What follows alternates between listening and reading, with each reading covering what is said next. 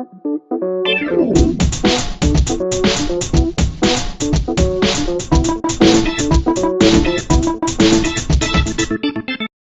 everybody, this is Ben Weatherston with Photo Studio Group, and I'm excited to be bringing you our techniques and our tips with this photo breakdown. Last year, if you get Layers, or if you ever go on Layers magazine's webpage, this Backpage contest, I won this contest with this design and photo thing. What I got the most attention for was this photo, which is of me. But it was not taken by me. It was taken by my good friend Chris Stranded, and this is his website here. He does great work. So we were in the studio, and he shot this of me. But this is not how I look. I had to manipulate this quite a bit to make it look like this. And so I'm going to show you what that took. So let's jump into Photoshop.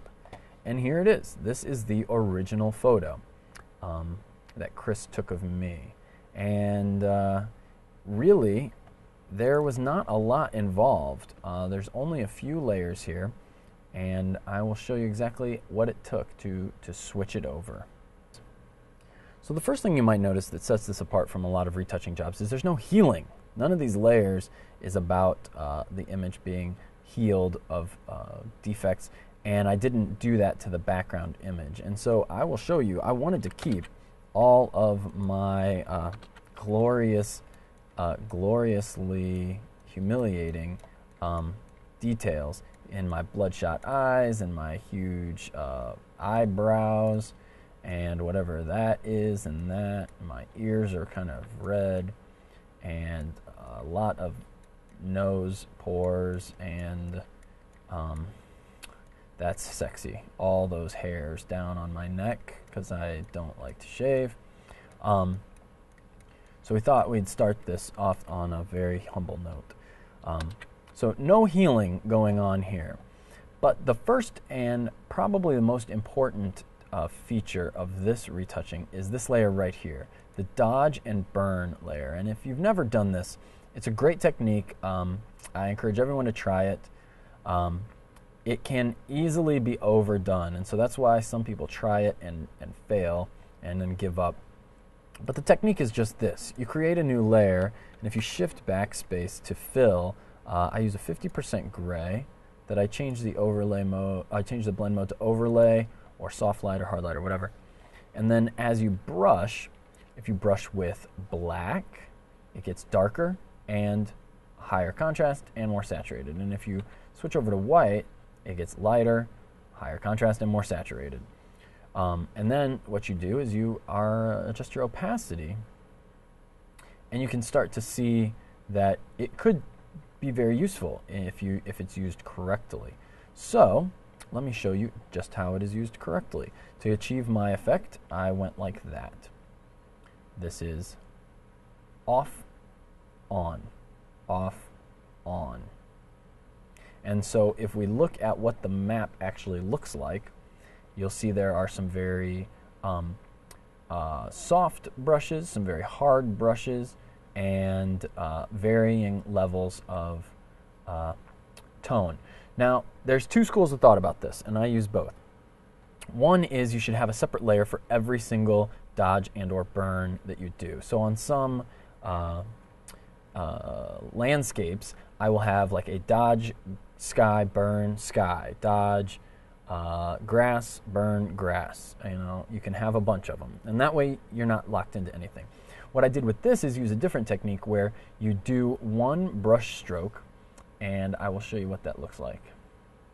If you set your brush opacity down to like 50% or so, and you brush on like that, well then when you go up to the fade brush tool, it starts at 50. So you can actually bring that back even though you didn't brush full on, you can bring it full on. So this is a great way. And so what I did here was I made adjustments after each and every brush stroke, which is, it takes some dedication to do that. But that's one option. I'm going to cancel and back out of there. So what that lets you do is it lets you define the parts of the photo that you couldn't do with a simple levels, curves, or any other command, because you're selectively doing it with brushes. This is where I know a lot of us got into photography and Photoshop because we can't draw or paint. Well, this is where we got to really stretch our wings, because this is not about slider controls or buttons or stacking effects. This is about, you know, having a vision in your mind for what you want it to look like and going about doing that. So for instance, you'll see this is a very weird shape right here and up here. What in the world could I have been doing? Well, that's where you see that's my cheekbone. And so I'm sculpting that. I'm actually adding shadow in the top part so that it looks like I'm more well defined than I really am. And then if we zoom way in, you will see my eyes. That's another hard edge selection there. But here's the trick, okay? If you wanna try something out on any photo to make it look really weird, take your white big brush stroke straight down the face, okay? Then you take a smaller brush and you switch over to black and you do each side of the nose. Then you switch over to white and you go from the eye to the corner of the mouth, eye to the corner of the mouth. Then you get your big brush and go back to black and you go down each side of the face. That is a surefire way to make someone look really freaky. But when done right, it can make someone look very intense, and that's what I did here. So the next step is that freaky coloring that you saw. And what I use is a gradient map. And so this layer is called Bronze Gradient Map. So what makes a gradient map so great is that it's an adjustment layer. You can find it right here. Let me grab the mouse. And it's this one. And so what a gradient map does, we'll add one, and it starts off with just a black and white. And that's really cool, isn't it? Well, you can pick what you want white to be, what you want black to be. And then you have all of these starting places that no one ever uses. So if you use white, let's say we want white to be yellow, okay, and we want black to be like this dark bluish greeny thing. Okay, great, that looks awful. So then what we might do is change the blend mode to like an overlay. Oh, now we're getting somewhere. That looks pretty cool. Well, that's not the exact gradient that I used. I will show you my gradient. We'll click on this, boom, there it is. Because what you'll see is in this shadow, there's a lot more blue than what I just had previously. So here's my gradient. And if you click on it, it goes from like a light limey type color to an olive drab type color for my higher gray values to a blue for my darker gray values, and I kept black as black. Now you can move these around. You can actually move the midpoints around, and you can get dramatically different effects that way. But now I would suggest that when you pick a color, like let's say this color here, when you go to pick that, well, wherever that is on this scale, let's say that's like 60%, you know, this way, then it should be right around here. I hope that makes sense, because you'll be assigning a darker value to an area that's not dark. So like there. Now that looks a little more reasonable. But if we went light, well then now that doesn't make much sense, because that's actually lighter than this lighter color up here. So you need to think about how you're actually doing this, unless you're going for a really crazy style. I'm going to cancel that to get back to our regular, my bronze gradient. And why do I call it bronze gradient? Well, it's because I created lots of gradients. Some people would say that using a gradient map for this could just as easily be done doing something else, like a curves adjustment. And that's fine. I'm totally down with that. If I know what colors I want, I'll usually use a curves adjustment layer. But when I want to play and I want to really get into some wild stuff, this is where I come. I go for the gradient maps, I change my blend mode to overlay, and I'll adjust my opacity, and I'll just go wild picking some different colors. So I did quite a few gradient maps, and then I picked this one finally. I used layer comps a lot to come back to a certain state. So I liked the bronze gradient map. I kept the black and white gradient map because that's a good one too. But that was it. Now, you can change your blend mode. If you go to soft light, that's dramatically more subtle, which doesn't make sense. And you can change your opacity. But all I did was overlay 80%, and you can see how dramatically different that is.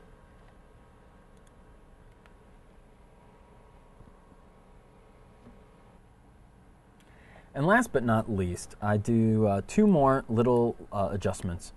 One was this desaturation layer, because if you can tell, my lips were already rather red to start out with. And then when we do the dodge and burn, it adds more saturation and more contrast. And then we do the gradient map, it made them even redder. My ears are red and my neck seems a little red. So what I did was I made this desaturated layer and added a layer mask. And so when I just click on it, you'll see that my lips don't stand out as much. They are not grabbing your attention as much. Now, you got to be careful, because you might think, well, what does real look like? Well, none of this is real. My skin doesn't look like that. My eyes don't look like that. The lighting, my cheekbones. So what I'm doing is I'm not trying to get back to what looks real. I guess I'm trying to look for a more consistent look and something that's not distracting. My lips are distracting here because they're annoyingly bright red. It looks like I'm wearing lipstick. So I added the desaturation layer to get rid of that. And then the last layer is this high pass over sharpening. I use the high pass filter when I am going to sharpen a lot if I'm going for a style. Now, this is not a debate as to sharpening techniques. This is not unsharp mask versus smart sharpening. This is not sharpening for print versus sharpening for web. This is sharpening for a style. And if you see what that does, that is sharpening with the high pass filter. And I will show you how to do that real quick. We'll turn off the gradient because we don't want to add it to that. So if you just do like a Control-Shift-Alt-E, you get a copied layer. You go up to Filter, Other, High Pass. And you'll play around with these depending on the resolution of your picture. These are the settings I used for a previous picture. So let's just go to like 27. And then the magic happens when you switch this over to another overlay mode. Now you'll see I use overlay mode a lot. I used it on the dodge and burn layer. I used it on the bronze gradient map layer. And now I'm using it on this high pass filter. So that's how I made it. I'm going to delete this layer. So I hope this was helpful. Please grab one of your photos. It doesn't require very intense lighting to make it look intense in post using this method. And I will show you, if we disable the gradient map, because it's not a good idea to stack gradient map adjustment layers, and turn on the black and white. And this is a normal mode, just at 100%, but what this allows you to do is not only pick black and white, but it allows you to choose how they move from one into the other at different shades. So I liked that black and white version a lot, so I kept it. But here is our finished piece. So once again, let's go back and look at just the original. That is the original. It looks so soft and blah now, but then that is the drama. Original drama. Love it. Please stay tuned to Photo Studio Group's website and our YouTube channel so that we can bring you lots of great tips, techniques, some DIY methods, and some photo breakdowns. Thank you.